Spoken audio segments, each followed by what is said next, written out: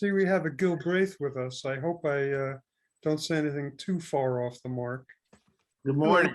Good morning. Good morning. Welcome. Mike, do you now feel like the teacher's in the room? Yes.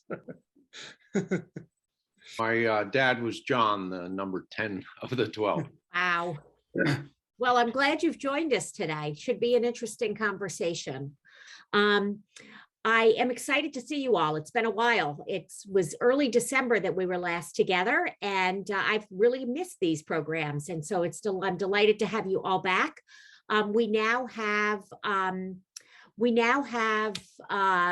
a whole slate of programs coming up through May, and I hope to finish it up through June at least. And so keep an eye on that. We've got everything. We've got architecture, we've got Olmsted, we've got all sorts of really interesting topics coming up this spring. So hope you join us on more of them. As you know, these can all are all found on YouTube. After a couple of weeks, it takes me a while to get them up there, but you can find them on YouTube. And Carol, I don't believe the two from the library are on YouTube. They were not my program, so I don't know. You might have to reach out to the public library to find out the answer to that question. And I'm going to stop right here and ask Mike to take over from me, because Mike is our town historian, and he is a member of our board of trustees. And Mike is a wealth of information about all things Montclair history. And I'm excited that he's going to be putting this presentation up so that we can get it on YouTube, because I know the Gilbreth family is always a source of, we always get questions about the family. And so I'm happy to welcome one of them actually here with us today, Peter, who is the grandson of Lillian and Frank Gilbreth. So delighted to have you with us. And Mike, you can take it away and start sharing your screen. Okay. We're going to talk about Frank and Lillian Gilbreth. I have to start with a disclaimer, because I stole some slides from somebody else's slideshow for the beginning of this. I couldn't find the pictures anywhere else, so I stole these slides, and I apologize to whoever wrote this presentation. Frank grew up in the Boston area, and decided not to go to MIT, but decided to work in the construction trades. Instead, he became very much interested in the ideas of Frederick Taylor, who was a pioneer in time and motion studies. And Frank started to apply some of these principles to his own construction company. Lillian, well, I almost hesitate to talk about Lillian, because whenever I do, I can't believe how much she accomplished in her life. And I think I joked about it when I gave this first presentation the first time, that every time you talk about Lillian, you come away feeling like an underachiever compared to her. She grew up in Oakland, and her parents did not want her to go away to school, but she finally convinced them to let her go to University of California in Berkeley. She graduated with a degree in English literature, and then went on to a PhD program in psychology.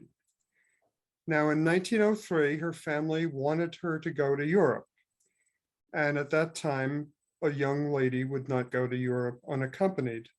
So she was chaperoned by Frank's, just by coincidence, she was chaperoned by Frank's cousin. And she came to meet Frank, and she fell in love with him. Now, I apologized for stealing slides from that presentation. The slide, I had this slide in my, but the picture of Frank was pretty fuzzy. So I went out on the internet just before I gave this presentation and found the same slide again, but look at the format, it's different. So I am not the only person who stole from that original slide presentation. Anyway, Frank had his construction company. He decided the first project he undertook was to study bricklaying. At the time, the average bricklayer, you used to lay about 1,000 bricks a day. After his studies, Frank was able to get his bricklayers to lay over 2,000 bricks a day. And he did this by reducing the motions from 18 to 4. I think, I am not positive, I think that is Frank in that picture. Here studying how his guys were putting the bricks together.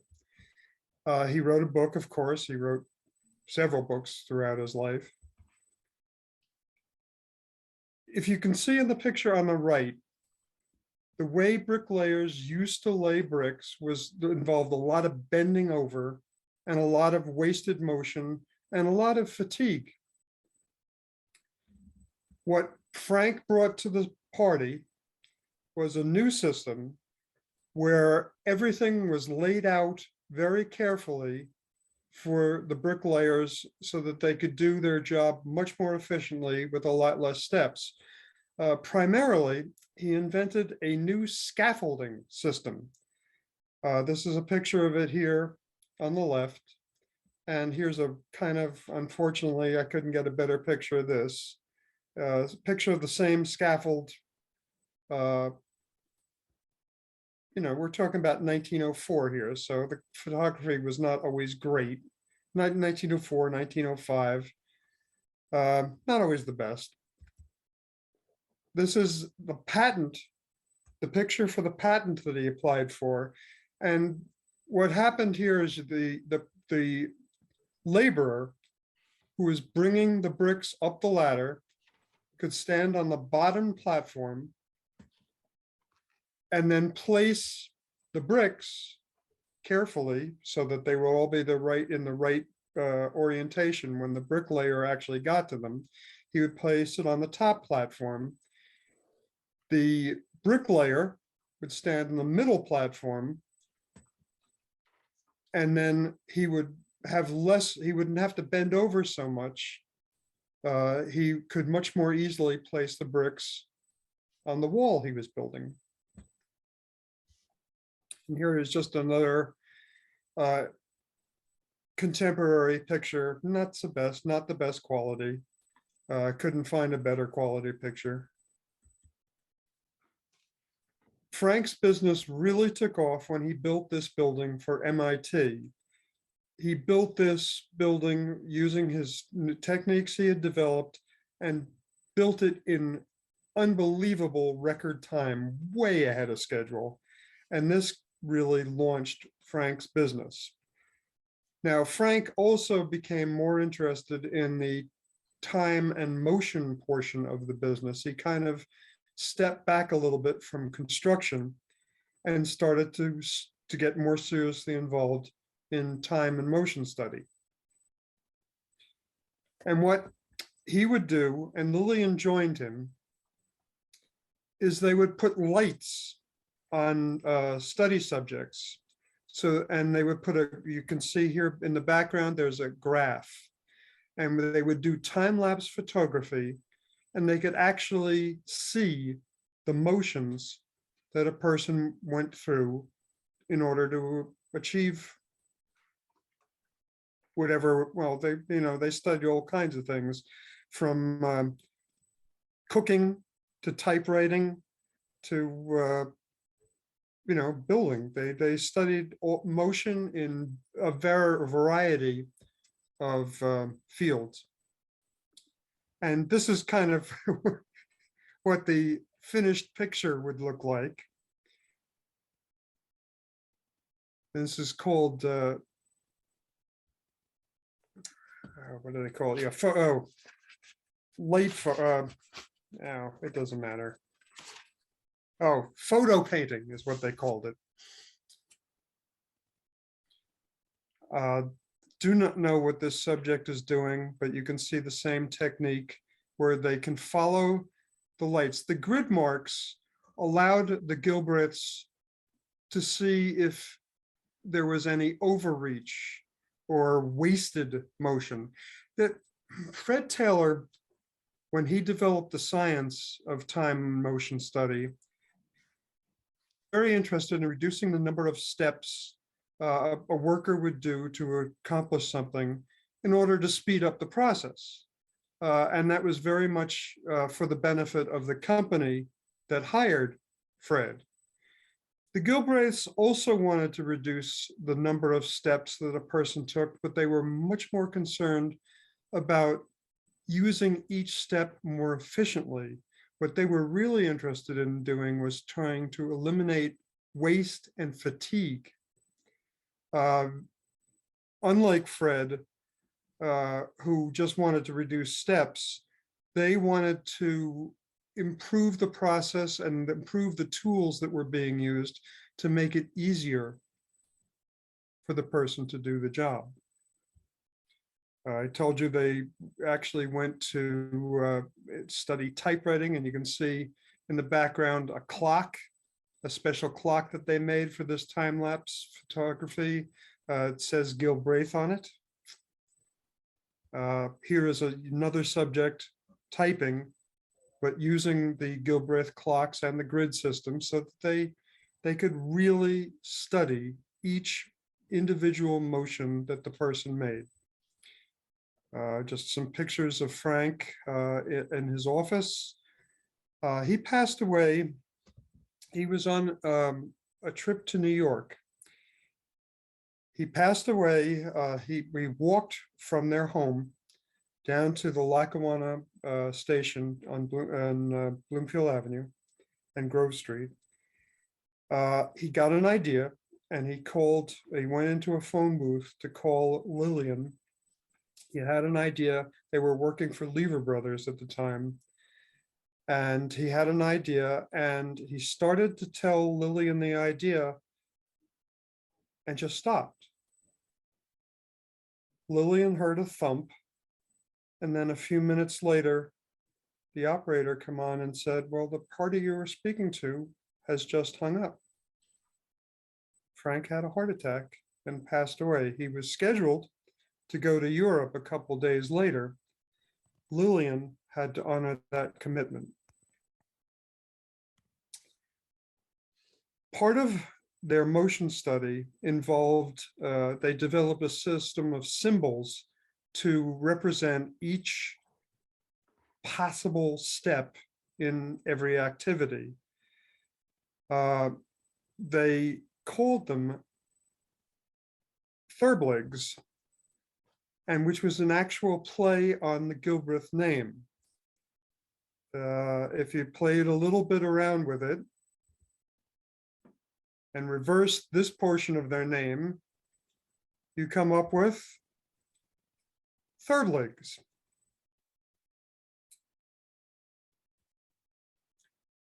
Lillian. I told you that she went on to a doctorate degree, doctorate program at the University of California at Berkeley. Because she met Frank and they married in 1904, she moved to the New York area. Well, first the Boston area and then to the New York area.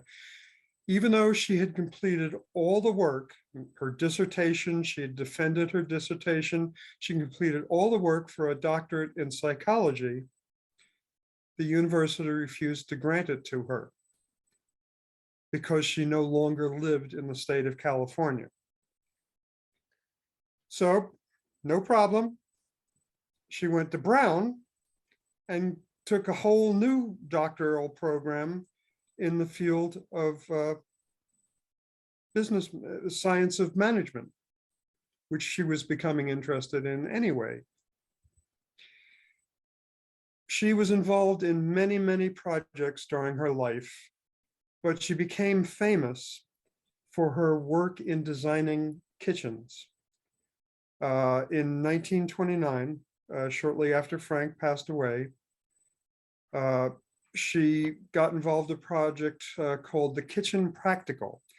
Now, up until a couple of days ago, I thought Lillian had invented the whole concept of the kitchen triangle. I don't know if you guys have heard of it.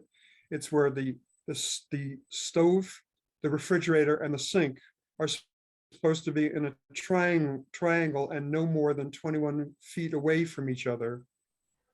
And that is supposed to help reduce the number of steps involved in cooking. Well, actually, Lillian wanted things closer than that. If you can see this diagram here, this is how she wanted her kitchen to be. She wanted everything to be basically within reach. And she was very big on the use of rolling tables to help with cooking, so that everything you needed to prepare and all the utensils you were going to use to prepare it with were right there within reach of the refrigerator and the stove. And this is just a picture of her design, the Kitchen Practical. Again, Lillian, well, both Frank and Lillian were more concerned about designing equipment and designing the process to make it more efficient for a worker. Lillian got involved with designing stuff for handicapped people. The Navy had a project in 1944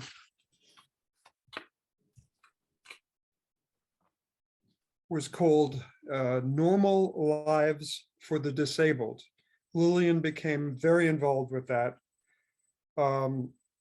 So she started designing things to help disabled people accomplish normal tasks. Actually,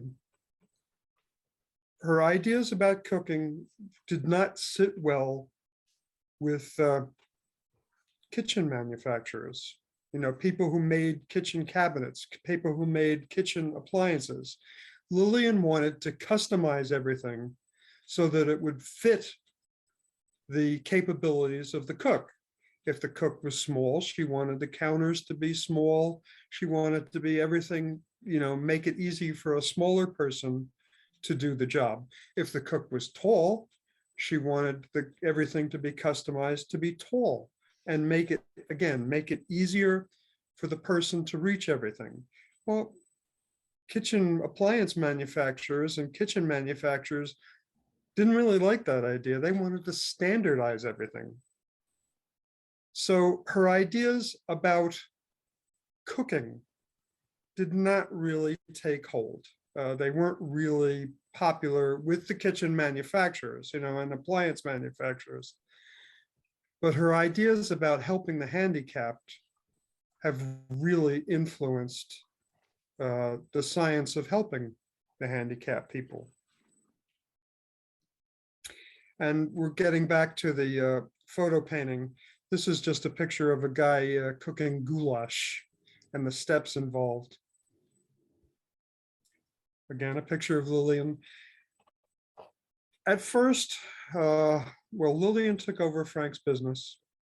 Well, their business. It wasn't Frank's business. She was his partner.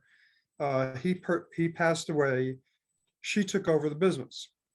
And at first she was not getting a lot of jobs because she was a woman, and this was considered a man's field. She was considering giving up the ghost because she had this huge family to watch, and she couldn't make the journeys out to visit all her clients.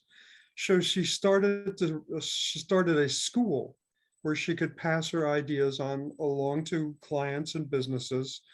And she was considering giving up the ghost until she basically set up the school, and she wanted to see who was going to join. if there were less than 6 people who came to study with her, it was a failure. She was not going to be able to continue going on to the business, and her goal was to raise enough money to send her kids to college. Fortunately for her, after several weeks of agonizing weeks of hand-wringing and waiting for clients to show up, fortunately, at the last minute, 8 people showed up, and that made her school a success. In time, she started to win over companies, clients. She started to win over male associates. She became a professor. She taught the science of management at several colleges. This is a picture of her at Purdue. She wrote or co-wrote dozens of books. Remember what I said about this lady being an overachiever and me being an underachiever? You know, she was amazing because she did all this while raising a gigantic family and being a very good mom to every one of her kids. She was very active in Girl Scouts, and she was later invited to the White House. Mrs. Hoover, the first lady, Lou Henry Hoover, was also very active in Girl Scouts, and she invited Lillian to the White House. Another picture of her. This is, okay. In time, Lillian was not only accepted by her male colleagues, but she was honored by them. She is here, shown here, accepting the Hoover Award. Now, this was named after Hoover. This was not initiated by Herbert Hoover, who had been an engineer at one point in his life. The Hoover Award is it's not given out often. It's rarely given out because it is jointly awarded by 5 separate engineering associations. So it is really an honor to receive the Hoover Award. And here she is receiving it. She was the first woman ever to be placed in the National Academy of Engineering Hall of Fame.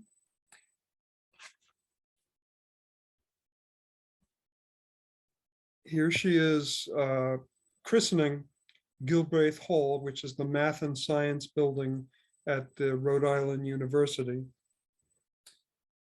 In her lifetime, she was awarded 28 honorary doctorate degrees. Her work impressed a lot of people. And in 1984, the US Post Office issued a stamp in her honor. When Frank and Lillian were first married, they lived in the Boston area. Around 1910, they came to the New York area, and they lived in Plainfield. This is the house that they lived in Plainfield. At that time, she had 8 kids. Unfortunately, one of the kids, Mary, died from diphtheria when she was only 6. In 1916, maybe a little bit later, it was towards the end of the year, they moved to Montclair. And this is their house in Montclair. Well, maybe not. I think this is actually the house where Cheaper by the Dozen was filmed. That house was on the back lot of the studio. And here is the same house in Meet Me, when it was used in the film Meet Me in St. Louis. So this is a picture of their actual house in Montclair. It no longer exists. It has been knocked down. It was 63 Eagle Rock Way.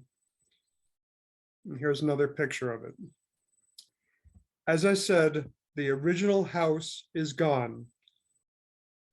The street numbers changed, the lots changed. There is a new house standing on the spot where the old house was. It is now 108 Eagle Rock Way. However, if you look real closely, the Carriage House from their original home still exists. The Carriage House was where they did most of their photography. This is their car, a 1914 Pierce Arrow called Foolish Carriage. They couldn't afford a new car, so they got a used one. It was a bit of a clunker, but it got them around. And here is a picture. And again, those of you with keen eyes can see there's actually only 11 children because Mary had passed away. Another shot of the kids, except for Anne. They had a summer home in Nantucket, and they called it the Shoe. And Frank called it that because it reminded him of the poem. There was an old woman who lived in a shoe, who had so many children she didn't know what to do. This is the Shoe. It had been a lighthouse station. This is the picture of it before they owned it.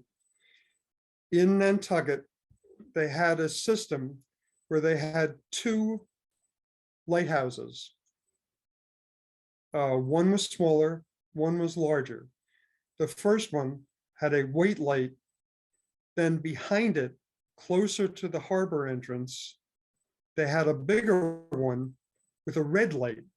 And this was set up so that ships coming in at night knew they were going in the right direction towards the harbor entrance. The Gilbreths bought the house. They moved the two lighthouses a little bit closer together, and they moved the tool shed in between them. And here is a picture of them on a seesaw in front of the tool shed and the two lighthouses. Frank had a wonderful habit. He loved to line the kids up in order of height. He also assigned numbers to the kids. I guess this helped him remember who was who. And this is pretty much them in order of height. Girls against the boys. She had 6 girls, 6 boys. And this is all them all in front of the smaller lighthouse. Anne was the oldest. She was always left in charge whenever the parents left. Once she got to be old enough to be in charge. Frank's mom often would help out with, she would stay with Frank and Lillian and help with the kids. And they had adult servants. She married Dr. Barney. They called him Dr. Bob. And she lived in California. This is a picture of Mary, the one who died young. Ernestine, the second oldest, went to Smith. She was kind of the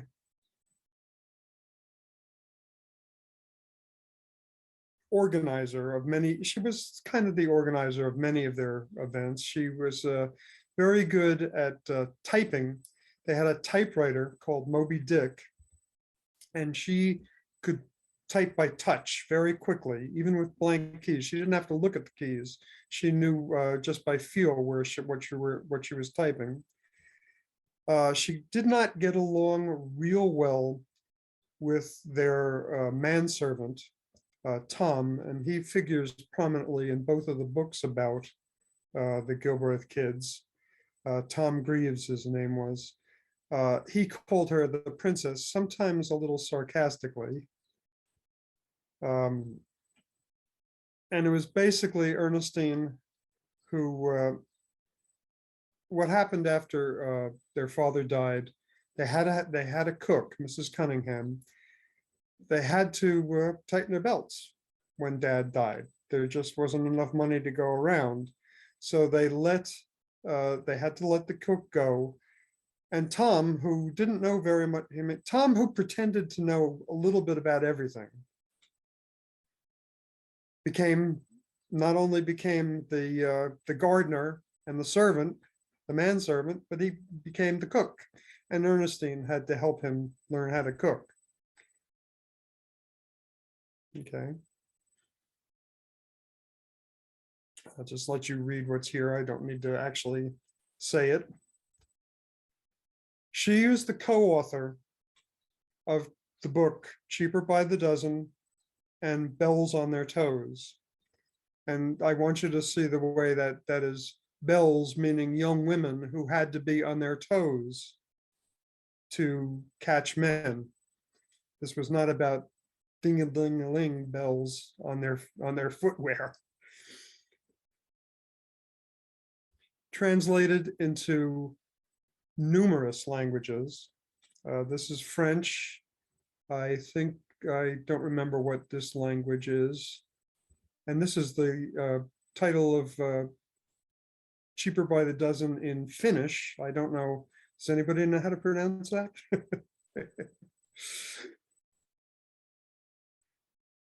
What is also interesting, and as Jane said, I love everything about Montclair. The first edition of both Cheaper by the Dozen and Bells on Their Toes was finished by the Crowell Publishing Company. And Thomas Crowell lived on Park Street in Montclair, the publisher. These are some of the other books that Ernestine wrote. She kind of became the family archivist, and she wrote a family newsletter. And she wrote a few other books that were not published. Passed away in 2006. Martha married Richard Talman.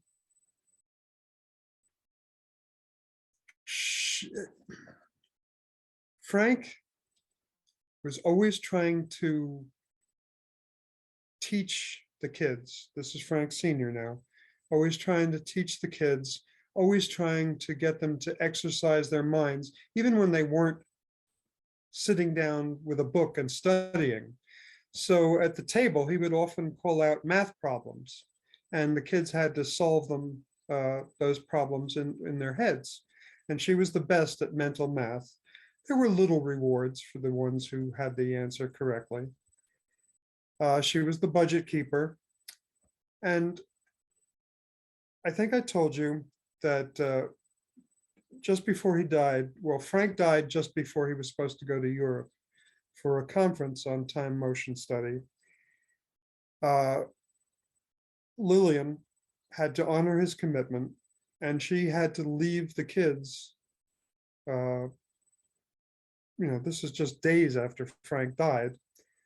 And Martha was supposed to be the budget keeper. She was given $600, and that was supposed to keep them going, and then be enough money for them to go up to Nantucket that summer. She was supposed to organize all the packing, and she did a spectacular job packing everybody else's stuff. She forgot to pack her own things. When Lillian came back from Europe, she had presents for everybody. She was supposed to stop in Montclair on her way back from Europe, pick up Martha's bathing suit. Martha was able to get enough other clothes in Nantucket to get by, but Mom was supposed to stop back in Montclair, pick up a bathing suit, and bring it with her to Nantucket. Well, she didn't have enough time to go to Montclair, so she bought everybody presents in Europe. And she bought kids the toys for the kids. She bought Martha a new, very fashionable European bathing suit, which Martha was delighted at. But she bought berets for all the boys, and the boys were really happy about that. It was big in France, but it wasn't real big on Nantucket. Anyway, she bought hats for the other two older girls. They liked them, but they weren't, they're kind of jealous of Martha for getting a bathing suit. Well, Mom had bought bathing suits for them too. And she relented a little bit and said, okay, I'll get some pocket knives for the boys who were so disappointed that they only got berets. Frank Jr., the other co-author of Cheaper by the Dozen and Bells on Their Toes. Ernestine had a boyfriend, Al Lynch, and he was a bit self-absorbed. He was kind of, he was a college boy. He was kind of what passed for cool in those days. And the family, except for Ernestine, just didn't like him very much. So they tried to figure out a way to discourage him from coming around. There was a big party announced for their, it wasn't really an engagement party, but they had a party to introduce Ernestine and Al. And the boys cooked up a scheme to make Al very uncomfortable. They took the slide lock off the inside of the bathroom door. And when Al was in the shower, in the tub, the boys kept running in and out of the bathroom. And then Frank Jr. dressed up in one of his sister's dresses and pretended to be a girl walking into the bathroom. And this was all designed to make Al very uncomfortable. And it actually kind of worked because Al stuck around for part of the party and left and never came back. Frank Jr. was a lieutenant commander in the Navy during World War II. And then he moved down to South Carolina and he wrote for the Charleston Post and Courier under a pen name, Ashley Cooper. And he called his article Doing the Charleston.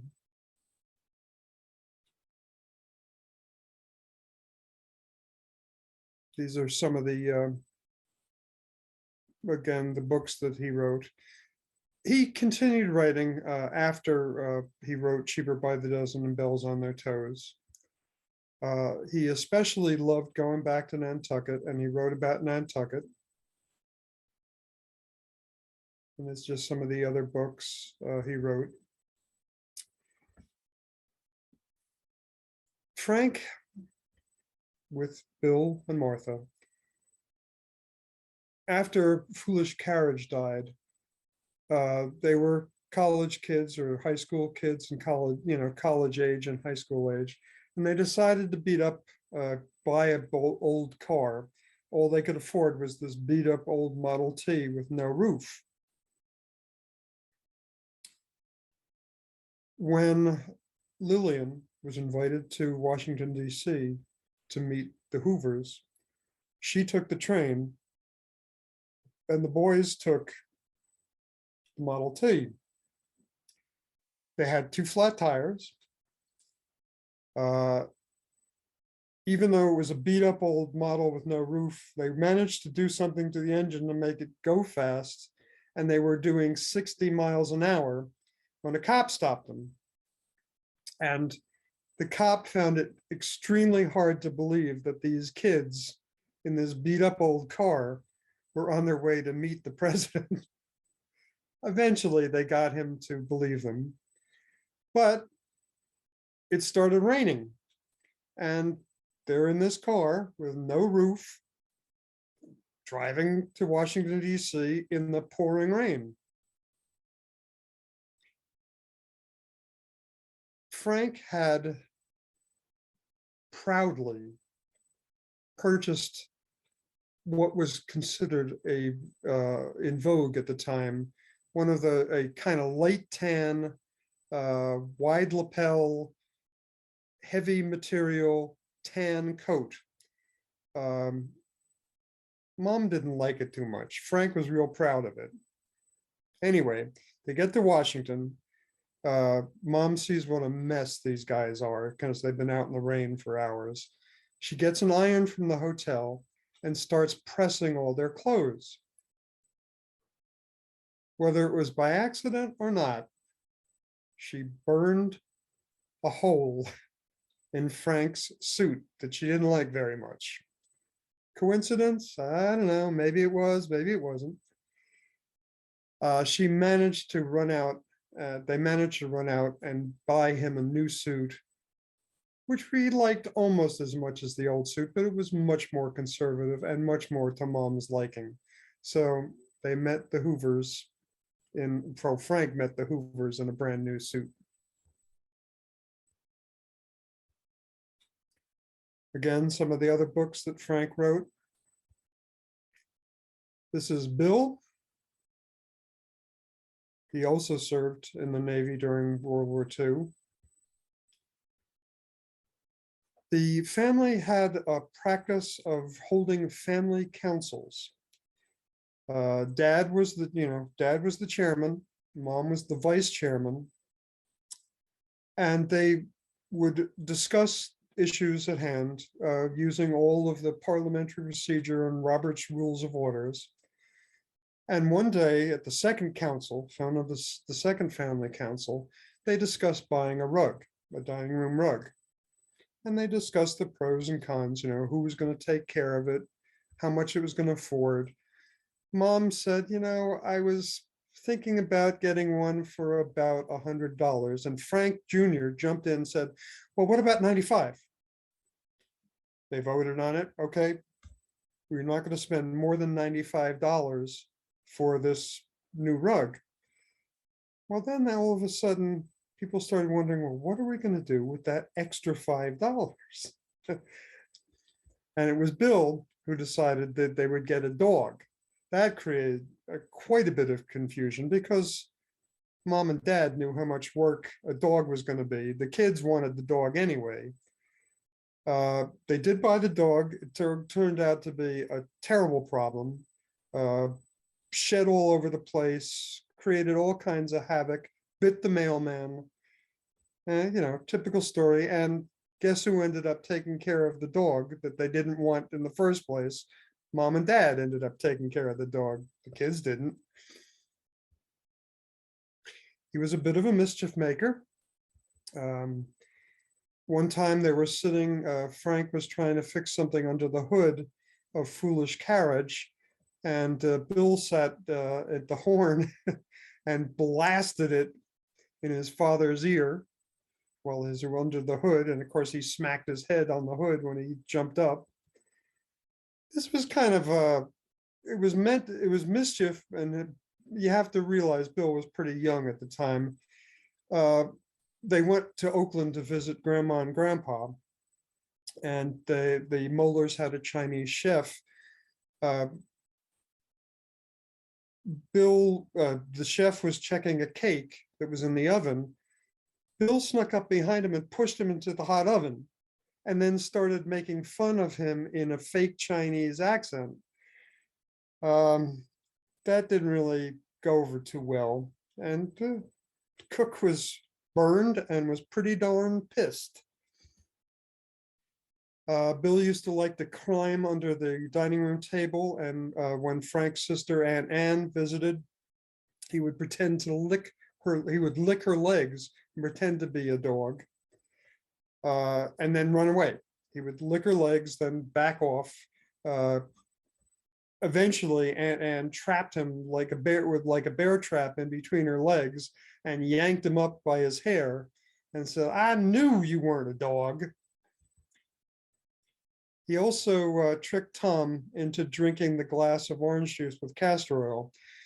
Like all families, when one kid got sick, all the kids got sick. They were sick with chickenpox. Tom, who was Irish and believed he knew a little bit about everything, believed he knew a lot about everything. He believed that castor oil was a cure for everything. Nobody likes castor oil.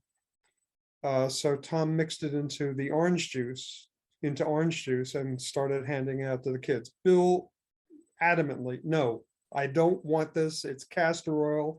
It tastes terrible. I don't want it. Don't bring it near me. So Tom decided to make a deal with him. Bill could pick whichever glass. He had 2 glasses filled with orange juice. Bill could pick whatever one he wanted, and Tom would drink the other one.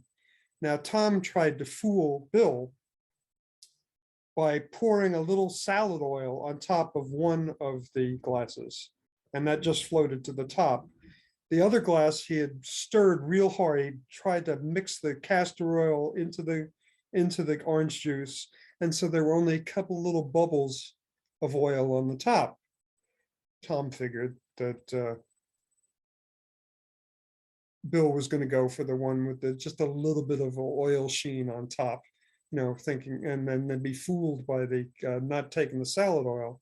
Well, Bill figured it out, and he took the one with the salad oil, downed it gladly, and then Tom was kind of stuck drinking the orange juice with the castor oil in it. Didn't like it very much.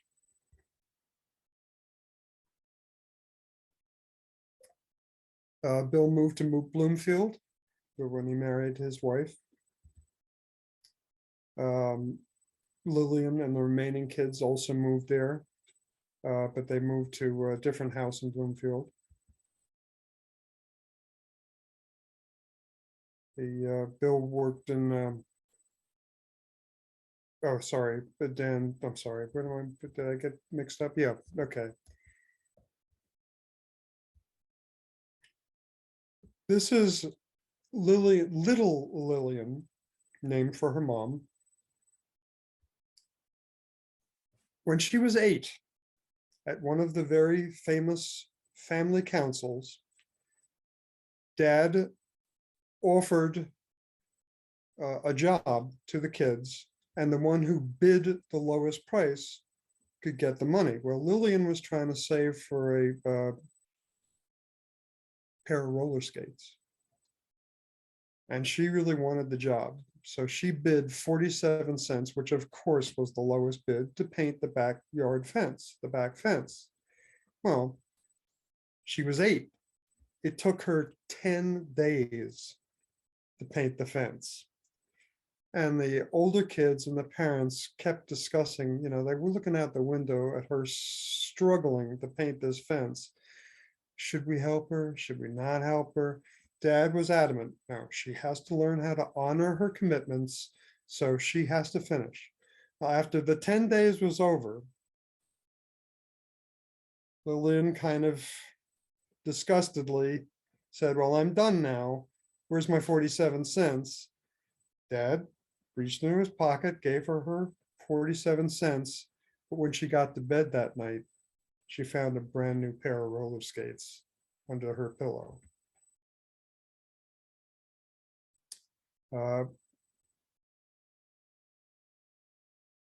Dan and Donald, Lillian and Donald lived in Verona, but they moved back to Montclair. This is the house where they lived in Montclair, and they were married. Lillian and Donald were married for 65 years. And they lived in this house on Summit Avenue where they lived when they lived in Montclair. This is Fred. He was the youngest. He is the one who, whether it was an accident or not, he let the canaries fly away. Dad hated the canaries. Dad was really happy that the canaries flew away. They pretended when they took the ferry out to the island, they came back, they took the ferry to the island. They pretended to go back and look for the canaries, but they knew they weren't going to find them. And Dad was delighted that they didn't find them. But somebody else gave them some canaries, and they had to go out and buy another cage. He was the one who was forced to eat soap after his mom spoke at Nishawane School. What had happened is her mom gave a presentation for the PTA, and she talked a little bit about their business and time motion study and efficiency. And Frank Sr. used to boast how he would use, to save time, when he shaved, he would lather up his face with 2 shaving brushes, save time. Well, the word got back to an older kid, a bully, and he cornered Fred and gave him a bar of soap and said, "Show me how your dad did this. How does he do this with 2 shaving brushes?" And what he was really trying to do was shove that soap in Fred's mouth. Well, Lillian came on the scene and she whacked his assailant with her brand new roller skate. And Fred became an IBM engineer. He married Jessie Talman, who was the sister of Martha's husband, Richard. And he was the last of the dozen. Here's Dan. He started an importing business based in Montclair. I believe that the business was located in the building that now houses the Williams-Sonoma. It was in the Upper Montclair Shopping Center. I'm not totally sure it was in that building, but that's where I believe his business was. He was also married for 65 years, and he was a deacon at the First Congregational Church. His claim to fame was when he was young, but old enough to start buying presents for the other kids. He decided to go downtown. They let him go downtown all by himself, and he got everybody a great big, ugly ashtray for Christmas. He went out and got 11 big, ugly ashtrays, and of course, was not very well received by the family. This is their home in Montclair on Highland Avenue. He also loved Nantucket. He used to fish and would bring the excess fish to a senior citizens home in Nantucket. This is John or Jack. I believe you said that was your father, Peter. He became an engineer. He was the one who produced a massive burp at the family dinner table when they had a guest, and he tried to blame it on the guest. And this is their home on Fernwood Avenue in Montclair. Where you grew up? Where you grew up, Peter? Yeah. This is Bob.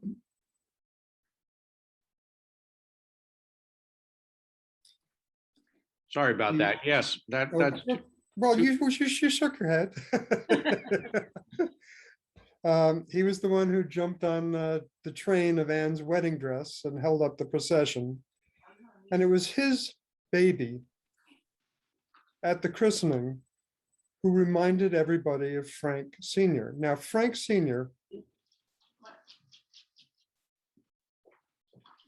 didn't like going to church that much.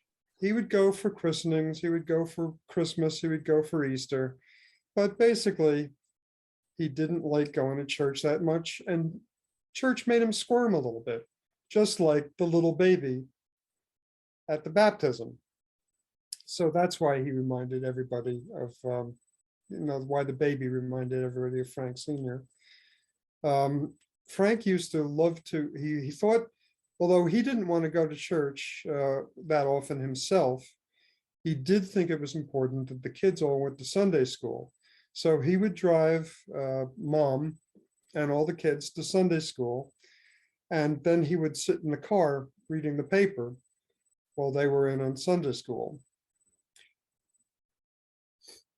And this was their church. They went to First Congregational on South Park Street.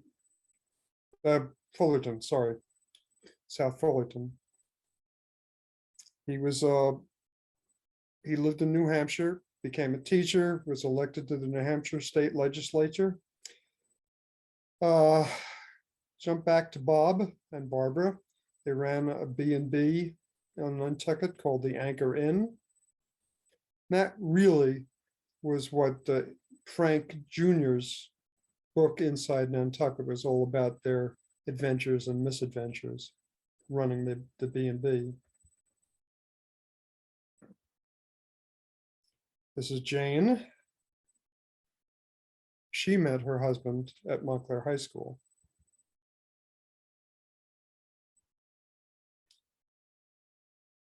When the boys were a little bit older, they'd had some experience. They decided to teach Jane how to act in a way that would attract boys.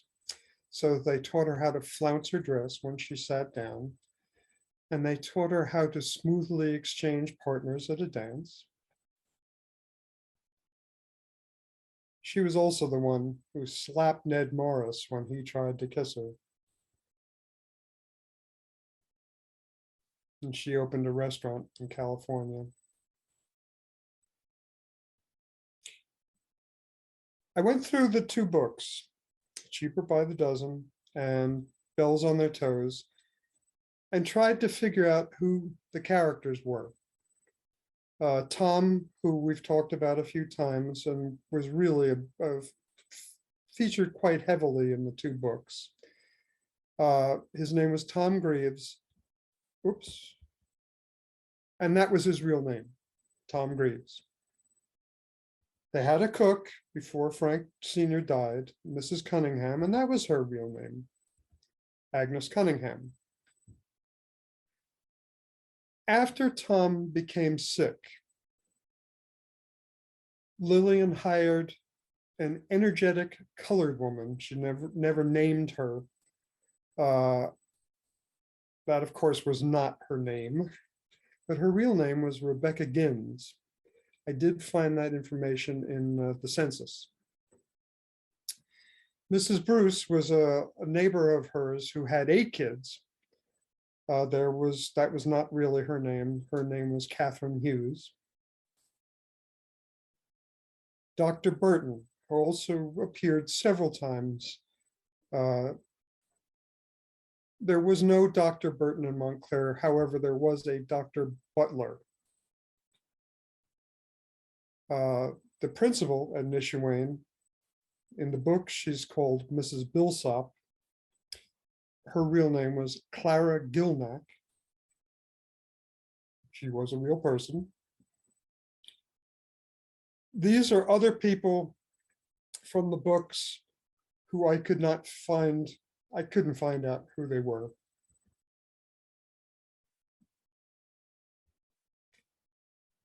Now, I couldn't find out who Mr. Conway was. Mr. Cogan. It's kind of interesting story.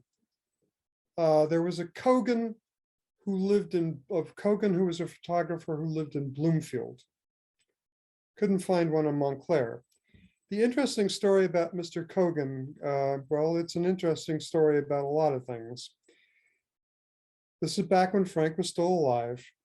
And remember, he filmed everything to study it carefully. Ernestine had to have her tonsils out. So Frank, being the efficiency expert he was, said, well, let's have all the kids get their tonsils out, at least the older kids. And he decided he was going to film it and study it so that he could figure out the best way to perform the operation.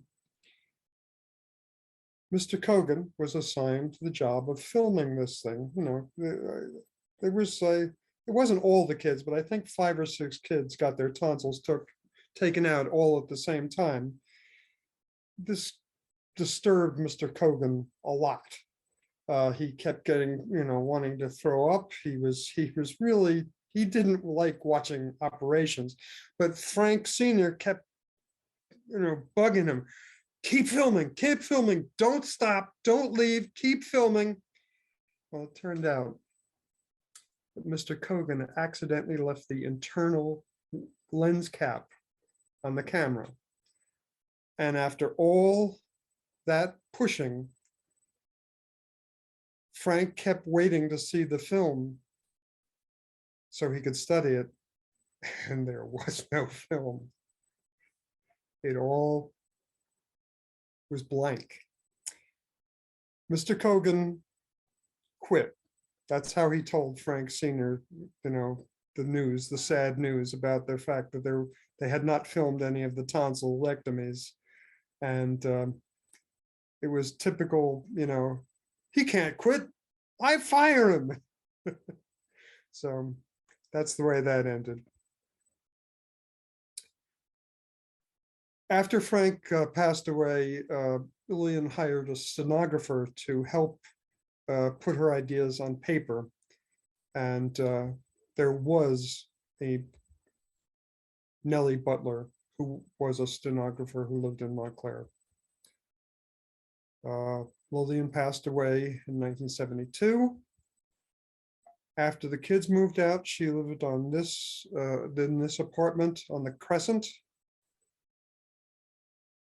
And this is just kind of a family tree of their kids and their grandkids. Sorry. And this is Dan's son, David, and Bill's daughter, Lillian, in the Montclair Library. Lillian, the mom, actually was also very, besides being active in all the things that she was active in, Girl Scouts, engineering, mom, being a mom, she was also pretty active in the Montclair Public Library. And that, my friends, is it. Thank you, Mike. We had some spirited discussion in the chat Did you? today. Yes, including the question as to whether Peter still has a beret. Never had the pleasure. Never got the beret. It didn't get handed Well, down. his dad, his dad would Mike- have had the beret. Mike, would you stop sharing your screen? Sure. Thank you. Lots of discussion about whether or not the second film was as good as the first film. There was discussion about some of the different people, but if anybody has any questions, please raise them. I know we're late a little bit. We're 4 minutes over, so if you've got anything and can hang on, that's great. Mike can be here and answer any questions you might have. Well, I know in Cheaper by the Dozen, which really focused mostly on Frank Sr. Now, the book does focus on Frank Sr., the book Cheaper by the Dozen, but actually at the time Cheaper by the Dozen was filmed, oh boy, I've forgotten the name of the actor. The actor was that? Clifton Webb. Clifton Webb, thank you. Thank you very much. Clifton Webb was more popular than Myrna Loy. So, of course, he became the focus of the film. But really, if you know anything about the family, Lillian, the mom, she was the dynamic engine behind everything. Thank you so much for this. It was a wonderful program. You know what? I don't know if you can do it, but you had to go by the slide of her kitchen design so quickly. Is it possible to retrieve that? Not the triangular kitchen, but the one that she suggested in its place. Well, I have to share my screen again to do that and go back a little okay. bit. I can do that, but Why I don't know if we have why don't time for see if that. there are any other questions first? Yeah, before we I'm do that? sorry. And we I'm can sorry, do that Carol. At the very end, Carol, if that works for you. Peter, do you have anything you'd like to add? Well, I thought I knew a lot about my family background, but it's really amazing how much more I learned with photographs I had not seen before Wow. and some stories. But what I will say was 100% accurate, your presentation about what I did know. But just quickly about the movie, the whole story was that our generation was very upset with Steve Martin, Cheaper by the Dozen. Oh, yeah. Yeah. Although personally, I think Steve Martin's hilarious, but it really was not reflective of what Myrna Loy and Clifton Webb are all about. So that's really the comment on the movie. But I was lucky. I grew up in Montclair and got to meet so much of my aunts and uncles, and my grandmother, we called her Grandeer, because she lived in New York and then in Montclair. So those are special days, and that's why I'm glad I joined in today. My wife is sitting next to me, and my daughter is here in Pennsylvania, and she's been listening in. So we appreciate the presentation. Well, thank you. Why don't, Mike, you can go back and share your screen and go back to that one thing that Carol has asked for. I have a fantasy question. All my life, when I was reading the books over and over, I always wanted to get inside the houses. So, I mean, and you just went by the slide. It's the No, next, right there. I thought it was the no, it's next the one one. after the kitchen practical. Right. Next But one, Mike. does anybody anywhere have like a floor plan of the house on Eagle Rock Way? I always wanted to get into that house. I've 'Cause never I can't seen remember when one. it was torn down. And I was reading the books in the mid-50s. I think Bells on Their Toes was actually a Book of the Month club. And I just read it every week. You know, I just adored it. But I don't know when the house was torn down. And I bet it was still there. I'm I sure. believe it was torn down in the early 40s after she, Oh, really? or at the time she sold it. It was in pretty bad condition. I couldn't swear to this, but that's what I remember. I would Yeah. imagine raising 12 kids would wreak havoc on any home. Yeah, it would apparently was not in the world's best condition when they got it. In 20 No. years of their inhabit, almost a dozen kids floating around and all the stuff they were doing there sounds like it. And they never had a lot of money. I mean, by 1924, after Frank's death, they didn't have the money to do the maintenance that would have been required on this mansion to keep. Well, this is a wonderful setup for a kitchen.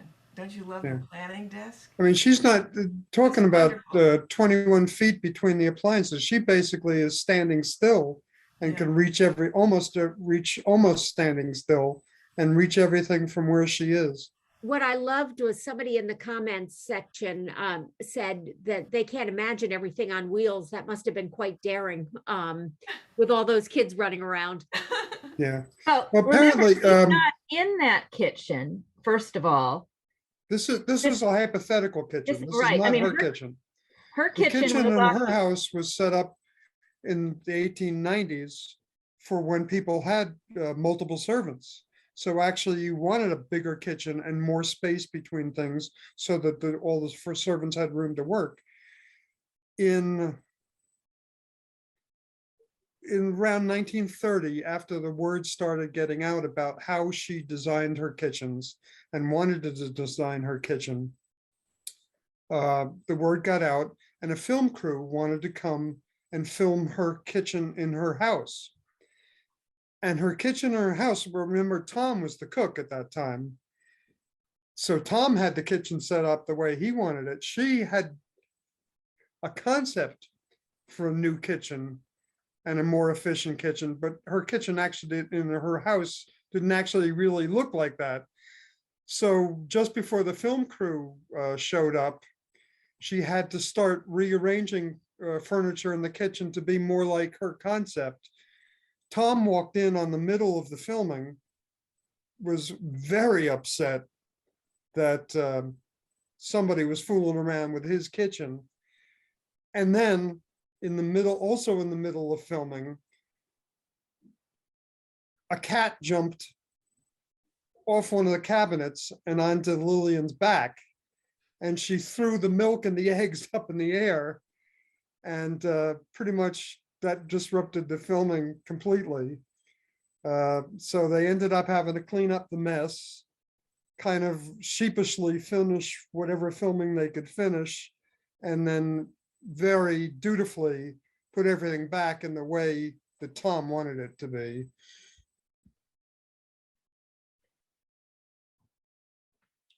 Well, thank you, Mike. This has been great and pretty high praise when you learn that a grandson actually learned a lot from the program as well. So congratulations on that.